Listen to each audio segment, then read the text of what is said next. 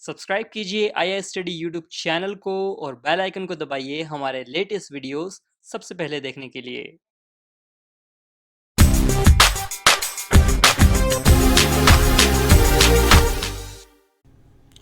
नमस्कार दोस्तों, मैं प्रदीप भारद्वाज आज के इस लाइव सेशन में आप सभी का स्वागत करता हूं।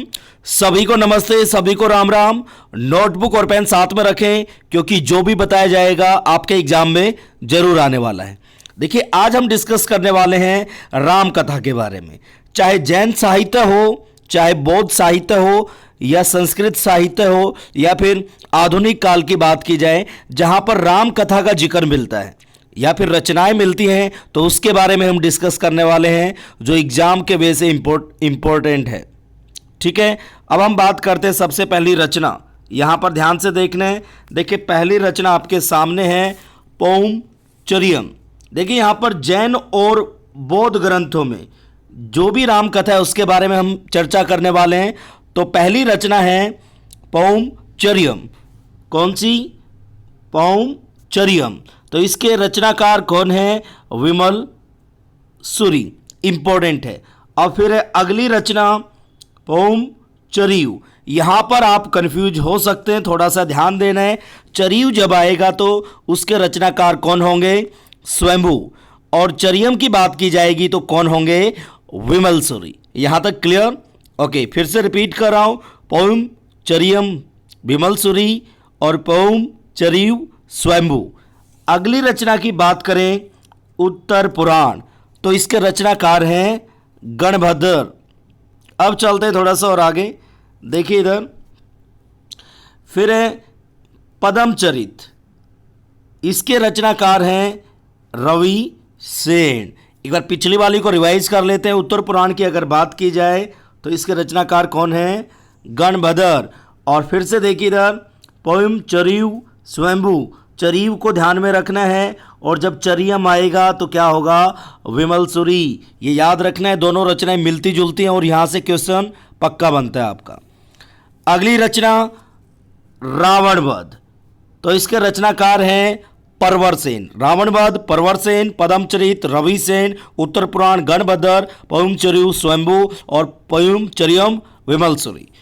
अब देखिए अगली रचना है हमारी रामचरियम। तो इसके रचनाकार हैं भुवनतुंग सूरी। कौन है?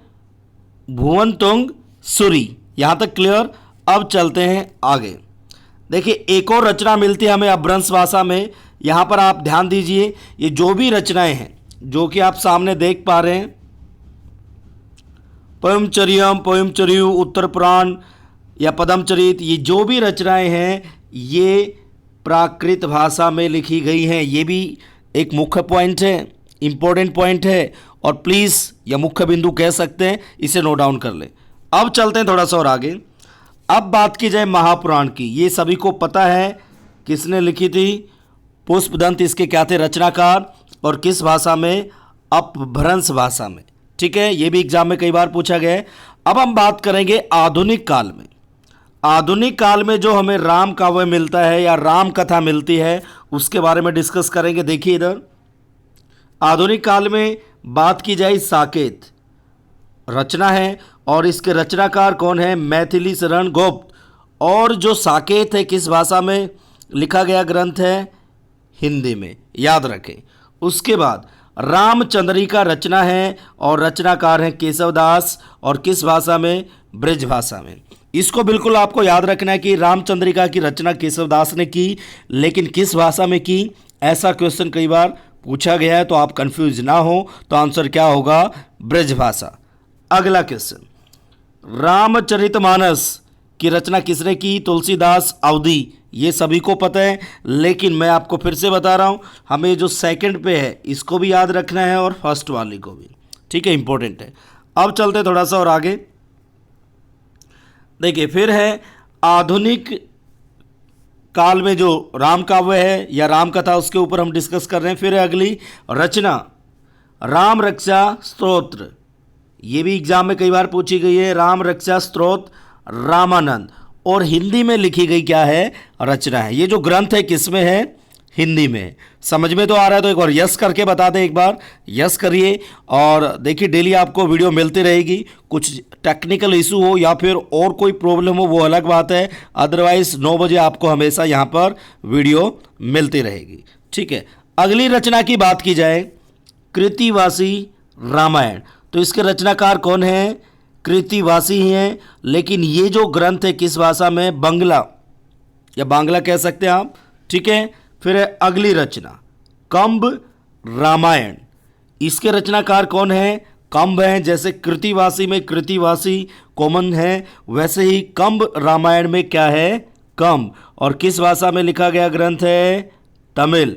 ये हमें यहाँ पर याद रखना है। देखिए कृतिवासी रामायण बांग्ला में है या बांग्ला कह सकते हो। राम रक्षा स्त्रोत रामानंद तो सभी को पता है, लेकिन हिंदी को हमें याद रखना है। यहाँ से क्वेश्चन पूछ लेता है कई बार एग्जामिनर। अब चलते हैं थोड़ा सा और आगे। देखिए अब हम अगली रचना की बात करें, रंग रामायण। कौन सी, रंग रामायण। और किसने लिखी, रंग ने लिखी। किसमें, तेलुगु में। ठीक है, रंग रामायण, रंग इसके रचनाकार थे और तेलुगु भाषा में। अगली भास्कर रामायण, इसके रचनाकार हैं भास्कर और तेलुगु में लिखी गई रचना है, मतलब इसकी भाषा क्या थी, तेलुगु। भास्कर रामायण भास्कर, रंग रामायण रंग। और देखिए रंग रामायण भास्कर रामायण तेलुगु में है, लेकिन रंग रामायण को लिखा रंग ने, भास्कर रामायण को लिखा भास्कर ने। ठीक है, अब चलते थोड़ा सा और आगे। ये इंपॉर्टेंट है मेरी नज़र में और एग्जाम में आ सकता है। भावार्थ रामायण के रचनाकार कौन है, तो आंसर क्या होगा, एकनाथ। ओके, और किस भाषा में, मराठी। फिर से रिपीट कर रहा हूँ, भावार्थ रामायण लिखी एकनाथ ने और किस भाषा में, मराठी में। इंपॉर्टेंट है भाई साहब। अगला, अब देखिए अगली जो रचना है इसके रचनाकार का नाम नहीं पता है, लेकिन पूछा जा सकता है, गीति रामायण और किस भाषा में, असमिया। ठीक है, ओके। अब अगली रचना अर्ध रामायण, इसके रचनाकार हैं एकनाथ और किस भाषा में, मराठी में। एकनाथ की 2 रचनाएं हमने अभी अभी पढ़ी, भावार्थ नारायण और अर्ध रामायण। अर्ध और भावार्थ को याद रखना है और पीछे जब रामायण मिलेगा तो डियर स्टूडेंट्स हमें एकनाथ को पहचान में रखना है। और एकनाथ की भाषा क्या थी, मराठी, ये भी याद रखना है। अब हम बात करेंगे संस्कृत में जो राम काव्य है। ठीक है, यहाँ तक समझ में आ रहा है तो एक बार यस कर दें। देखिए हम काफ़ी कुछ सुबह सुबह 9 बजे आपके लिए लेकर आता हूँ, तो प्लीज़ डेली टाइम से पहुँचा करें। अब देखिए संस्कृत में राम काव्य की बात की जाए तो देखिए रामायण संस्कृत है, तो आप सभी को पता है कि जितने भी अब ग्रंथ हम पढ़ेंगे संस्कृत भाषा में लिखे हुए होंगे। तो अब हमें रचनाकार और रचना को ही याद रखना है। रामायण सभी को पता है, वाल्मीकि। लेकिन डियर स्टूडेंट्स आप यहाँ पर थोड़ा ध्यान दें, एग्जाम में कई बार वर्तनी शुद्धि में पूछ लिया जाता है वाल्मीकि, तो इसको बिल्कुल ऐसे ही लिखना है जैसा कि सामने लिखा हुआ है। कुछ वाल्मीकि बोलते हैं और कुछ कह के ऊपर बड़े की मात्रा लगा देते हैं, वो क्या है, गलत है। अगली रचना है रघुवंश, जिसके रचनाकार हैं कालिदास। ओके, रामायण वाल्मीकि, रघुवंश की बात की जाए कालिदास। फिर अगली रचना राघव पांड्य, तो इसके रचनाकार कौन है, धनंजय। राघव पांड्य के रचनाकार कौन है, धनंजय। फिर है जी अगली रचना रघुनाथ चरित, इसके रचनाकार कौन है, वामन भट्ट वाण। देखिए इधर फिर से रामायण वाल्मीकि और रघुवंश कालिदास, राघव पांड्य धनंजय, रघुनाथ चरित वामन बाण। फिर है जी अगली रचना की बात करते हैं हम जानकी परिणय। इंपॉर्टेंट है भाई साहब, जानकी परिणय रचनाकार हैं चक्कर कवि। चक्कर कवि ने कौन से ग्रंथ की रचना की संस्कृत में, जो राम काव्य से, राम कथा से संबंधित है, जानकी परिणय। अब चलते हैं थोड़ा सा और आगे। आई होप आपको समझ में आ रहा होगा। देखिए आपको बिल्कुल पका पकाया मिल रहा है, बस नोट्स बनाते रहना। अगला है जी जानकी हरण कुमारदास, जानकी हरण कुमारदास।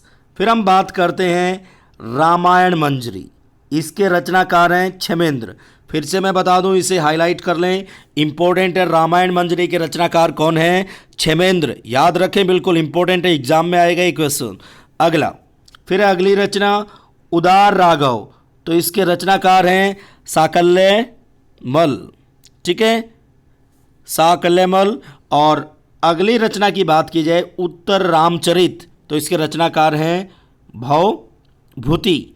और इनकी एक और रचना थी महावीर चरित, जो किससे संबंधित है, राम काव्य से संबंधित है। देखिए भवभूति की दो रचनाएं हमें सामने दिख रही हैं, उत्तर रामचरित और महावीर चरित। इसे थोड़ा दिमाग में रखना है और इम्पोर्टेंट है। ऊपर मैंने बताया क्या कि रामायण मंजरी को याद रखना है, जिसके रचनाकार क्षेमेंद्र हैं। और जानकी हरण कुमारदास से फिर से रिपीट हो गया, और उदार राघव को भी रिपीट कर लेते हैं, लगे हाथों साकल्यमल। ओके, अब चलते हैं थोड़ा सा और आगे। अगली और रचना जो इम्पोर्टेंट है ये भी आप ध्यान रखेंगे, भट्टी काव्य रावण वध, इसके रचनाकार हैं भट्टी। ओके, फिर है जी बाल रामायण नाटक, राजशेखर का है। अगर संस्कृत में बात की जाए, ये जितने भी रचनाएं हम पढ़ रहे हैं संस्कृत में इनकी क्या है, रचना हुई है। देखिए बाल रामायण को इम्पोर्टेंट मानता हूं, तो इसे प्लीज़ ध्यान में रखें। फिर है जी प्रसन्न राघव, क्या था, एक नाटक था। अगली रचना की बात की जाए, और किसने लिखा था, जयदेव ने। तो ये भी मैं आपको बता दूं इम्पोर्टेंट है, मोस्ट इम्पोर्टेंट, प्लीज़ इसे भी थोड़ा हाईलाइट कर लें, क्या है इम्पोर्टेंट। फिर है जी अनर्घ राघव, ये भी नाटक था, और किसका था, मुरारी का। संस्कृत भाषा में मुरारी की रचना अनर्घ राघव क्या था, नाटक, राम काव्य से संबंधित। ओके, अब चलते हैं आगे। फिर है जी अगला राघव उल्लास नाटक, अद्वैत कवि, ये भी मोस्ट इंपॉर्टेंट है, इसको भी अलग से लिख लें। ओके, राघव उल्लास अद्वैत कवि, ओके, नाम था इनका। अब चलते हैं आगे, देखिए इधर फिर है आश्चर्य चूड़ामणि, इसके रचनाकार कौन हैं, शक्तिपद, याद रखेंगे, इंपॉर्टेंट है। ओके, फिर है अगली रचना कुंदमाला नाटक है, किसने लिखा, द्विंग नाग ने लिखा, ये भी इंपॉर्टेंट है, याद रखें क्योंकि राम काव्य से संबंधित है। और फिर है अगली रचना उदात राघव नाटक है, लिखा अनंग हर्ष, और ये मैं आपको बता दूं मोस्ट इंपॉर्टेंट है, उदात राघव नाटक था, अनंग हर्ष क्या थे, रचनाकार, संस्कृत में लिखा गया था, ये बिल्कुल आपको याद रखना है। फिर लास्ट की हमारी दो रचनाएं बची, अभिषेक और प्रतिमा, क्या अभिषेक और प्रतिमा, दोनों नाटक हैं, संस्कृत भाषा में हैं, रचनाकार क्या हैं, भास। भास की रचनाएं हैं अभिषेक और प्रतिमा, दोनों नाटक हैं।